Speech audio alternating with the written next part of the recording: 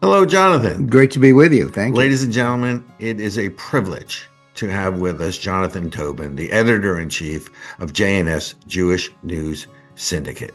Listen, there are three things, right? When you think about Israel, most people in this country only know three things, right? Number one, they know it's a Jewish homeland. Number two, they know it's a U.S. ally. And number three, that we send them monies and weapons. But, you've been to Israel many times. How many times have you been to Israel, by the way? And when was the last time you were there? I was there 3 times this year, excuse me, and I've been there dozens of times. So the truth is, and we both know this, most Americans will not end up ever going to Israel. And it's so life-changing when you do go.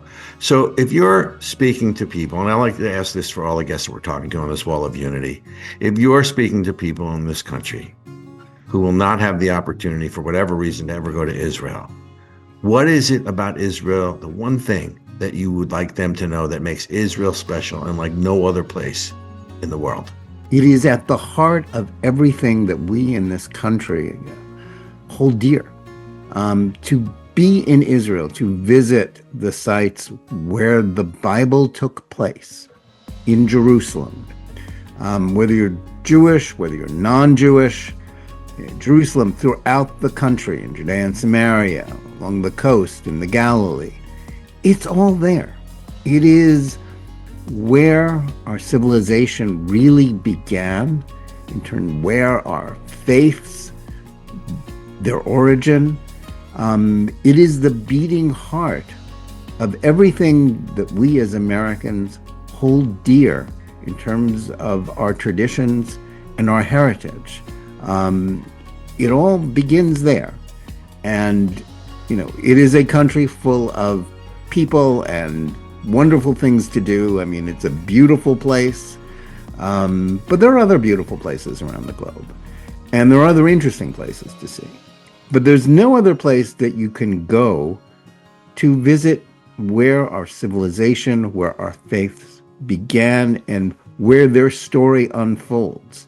And the thing, right, that people need to keep in mind is it's home to not one, not two, but the three great religions of the world and the religious freedom that they protect for all religions and all races, creeds, and colors. But, what I want to talk about also is the technology, because I don't think most people know how much technology in their daily life Israel develops. And I think that amazes me in all of this is that the more that Israel and the Israelis are persecuted, right, the more innovation, right? We have one company we're featuring in Israel Appreciation Day that has been able to make water from air. And water is obviously the lifeblood of the world, right? It doesn't get more important than that.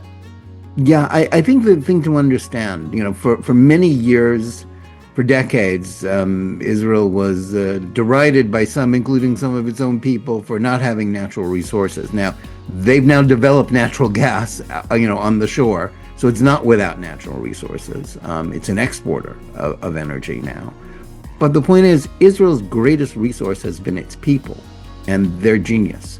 It is a place of learning and education, and from that flows technology and development on a scale that is completely out of proportion to a small country the size of New Jersey and less than 10 million people. It is truly the startup nation. And it is a place where, medicine, every aspect of modern life, like so much of what you go into a hospital in the United States, so much of what you're going to encounter was in some way or another created or developed or refined by Israelis who came out of the great institutions of Israeli learning that were developed there in just the last century, and who are now at the forefront of technology, high tech, in every phase. Israel is where it's at. There's no other place that's as dynamic outside of Silicon Valley. And that's an amazing thing. And it's an amazing accomplishment for a country, that basically came out of nowhere in the last century as the Jewish people returned to their homeland. And, to understand, that's why Israel is, considered a regional superpower, a first world economy. It's a tiny little country with, until recently, very few resources, but its sources are its people, their genius, their ability to develop institutions, to develop companies, technologies, and everything that flows from it that is good for humanity. Jonathan, thank you so much for taking the time to join us. Thanks, Jonathan.